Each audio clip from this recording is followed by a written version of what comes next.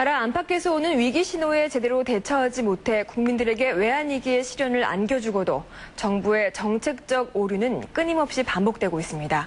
외환위기 10년을 돌아보는 연속기획, 오늘 마지막 순서는 정부의 정책 실패 문제를 짚어보겠습니다. 이용갑 기자입니다.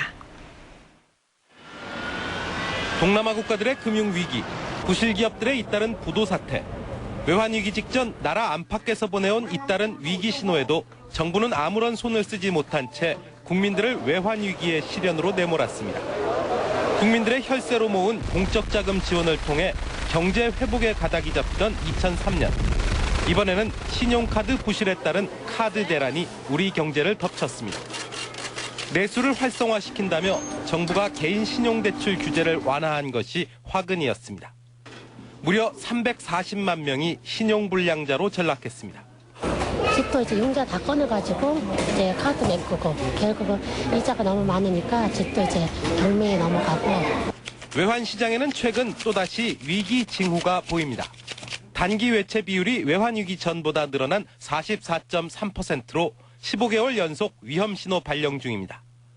2,600억 달러에 달하는 과다한 외환 보유고는 환율 하락으로 손실이 커지고 있습니다. 정부는 외평기금을 이용해 환율 방어에 나섰지만 28조 원의 손실만 입었습니다.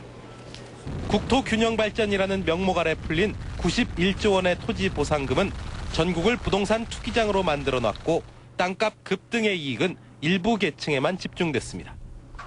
내수 침체에 따른 소득 격차가 커지고 실업이 늘면서 양극화는 점점 고착화되고 있습니다. 있는 사람과 없는 사람 간의 어떤 갈등 문제, 그것이 사회 갈등으로 이어지고요. 그것이 결국 경제 발전에 걸림돌로 작용하는 것이 가장 큰 문제라고 할 수 있겠습니다. 정책은 청와대와 재경부 등 일부 힘있는 부처에 의해 주도되고 이를 견제할 민간 부문의 역할은 점차 축소되고 있습니다.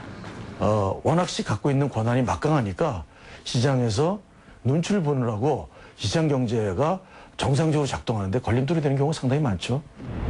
외환 위기 이후 10년, 외형적인 경제 성장은 이뤄냈지만 폐쇄적이고 권위적인 정책 시스템의 개혁은 여전히 지지부진한 상황입니다. SBS 이홍갑입니다.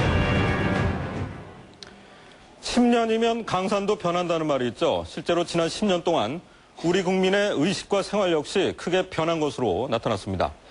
제1기획이 3,600명을 대상으로 조사한 자료를 보면 우선 관심 분야가 크게 바뀌었습니다. 정치에 대한 관심도는 98년 28.7%에서 올해는 13.8%로 뚝 떨어진 반면에 주식에 대한 관심은 4%에서 9.3%로 성큼 높아졌습니다. 내 직장을 평생 직장이라고 생각하는 사람도 10년 전에는 4명 중에 1명이었지만 지금은 10명 중에 1명꼴에도 미치지 못하고 있습니다.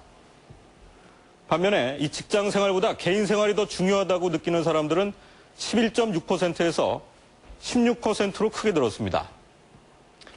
이 밖에 10년 전에 비해서 패션과 미용에 대한 관심이 높아지고 여가 시간을 활동적으로 즐기려는 방향으로 삶의 패턴이 바뀌고 있는 것으로 나타났습니다.